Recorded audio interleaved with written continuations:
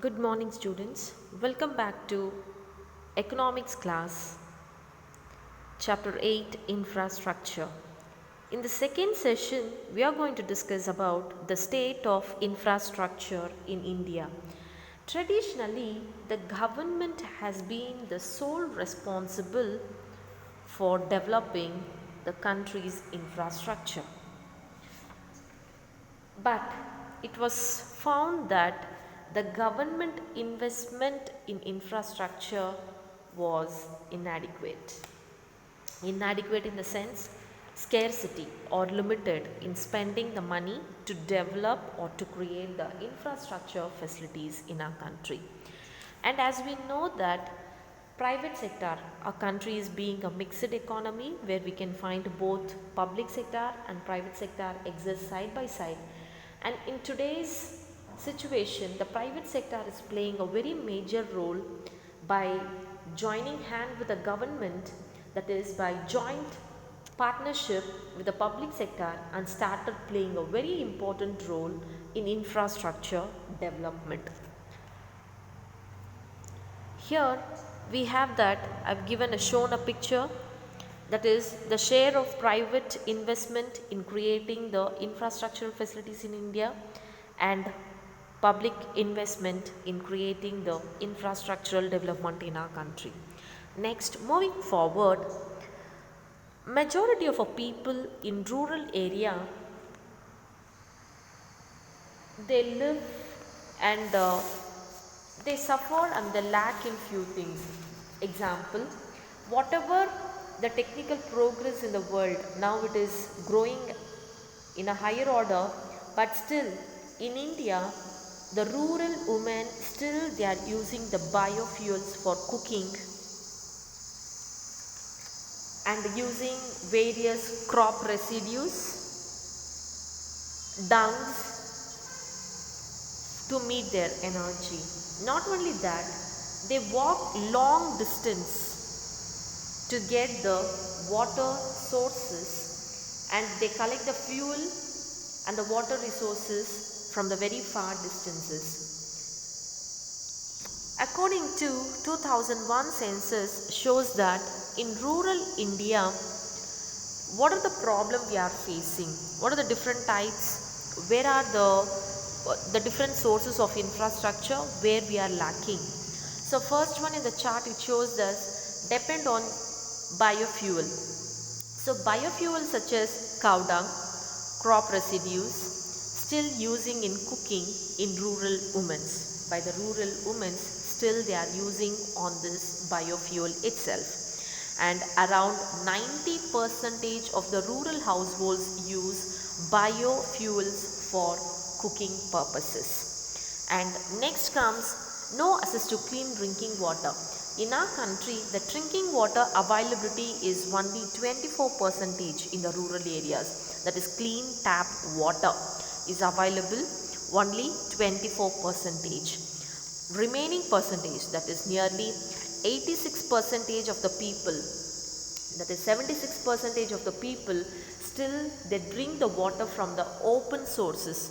Open sources in the sense like wells, rivers, tanks, ponds, canals. From these sources they fetch the water and it is unsafe for drinking purposes. And not only that, the rest of the use from the open sources only. Open sources, as I said, the canals, rivers, lakes, wells, tanks, ponds, etc. from these sources, which is not safe for health.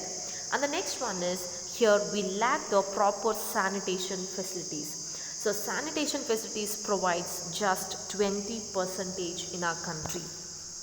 20%. What is the 20%? Here the tap water limited to only 24% for the people in rural area. Sanitation to only 20%. Sanitation will be all for 20% of the sanitation which is available in the rural areas. So what the government is doing in such a situation where the people, large number of people still depending upon the biofuels and there is no access to clean drinking water facilities and lack of proper sanitation. In this situation, we can know that in the energy sector, nearly 56% of the people now they are using the gas cylinder, that is LPG gases. How that is possible? The government has introduced in the rural areas, that is instead of using the crop residues, dungs and various other uh, biofuels, under the plan called Pradhan Mantri Ujjwala Yojana. So under this scheme, the electricity facilities and not only that, the LPG facilities have been provided to the rural people. And along with that, Saubhagya scheme which last mile connectivity. Wherever they lack the connectivity in the electricity, it's going to connect it. Along with that, Deena Dayala. Along with that, Deena Dayal Upadhyaya Grama Jyoti Yojana. That is, in order to bring the electricity facilities in the rural area, the government has initiated to provide, that is nearly 56% of the rural households, they use the electricity in the villages, that is in the rural area.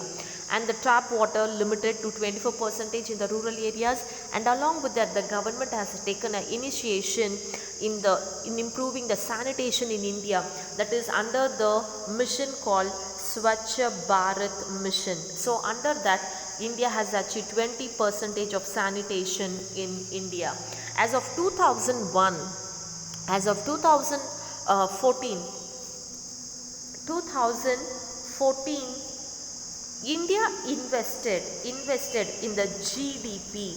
What is the percentage of GDP which is invested in the rural area? Means that is to create the infrastructure facilities, that is 34% of the investment has been made by the government.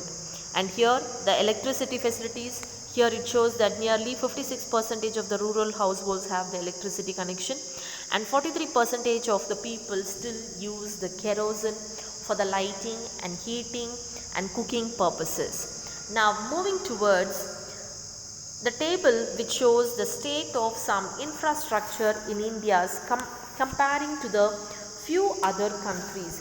So according to the status which tells that what is the infrastructure investment has been made by the government. So the infrastructure GDP, what is the amount of GDP which is spent by the India means just it is 34%, and China which is spending 45%, which is less compared to China. And here is what some statistics which is given in the safe drinking water. So few compared to China and India, you can see some comparison.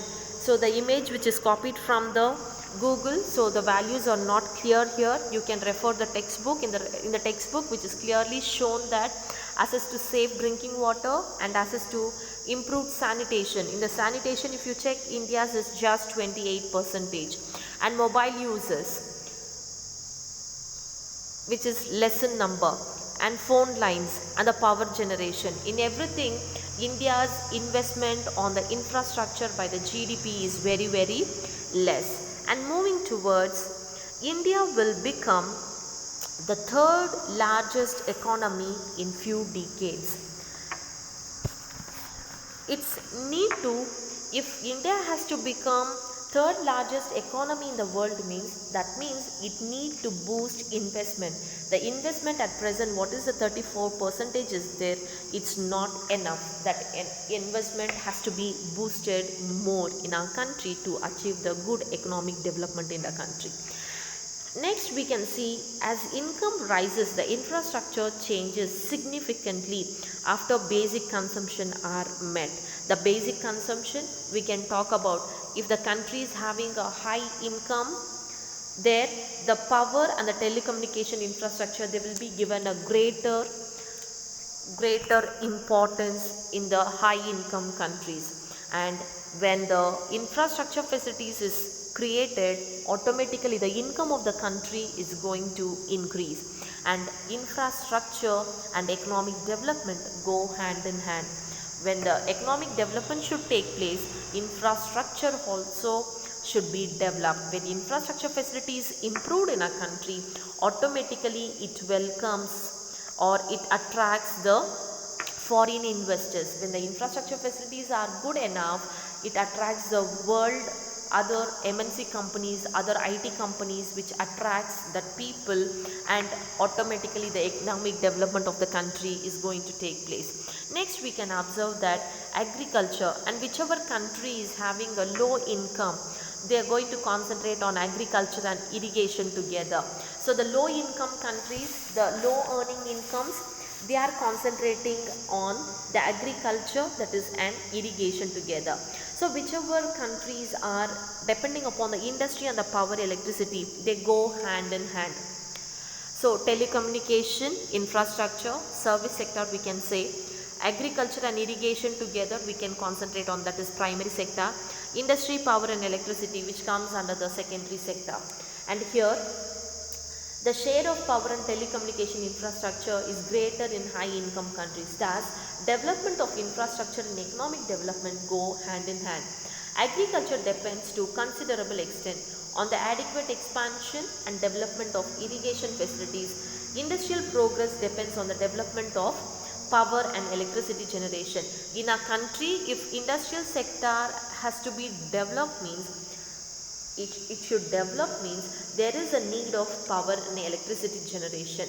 And transport and communication, obviously if proper attention is not paid in the development of infrastructure, it will have several constraints on economic development. So economic development cannot be possible because of if the proper care is not given on infrastructural facilities. So in this chapter, we are going to concentrate and focus on two kinds of infrastructure. One is energy, the another one is health. These are the two important concepts in the upcoming classes we are going to discuss. And now this is about the state of infrastructure in India. Thank you for watching. If you have a doubt, you can call me or you can leave a comment so that I'll be clarifying your doubts. We'll catch you in the next video. Thank you for watching.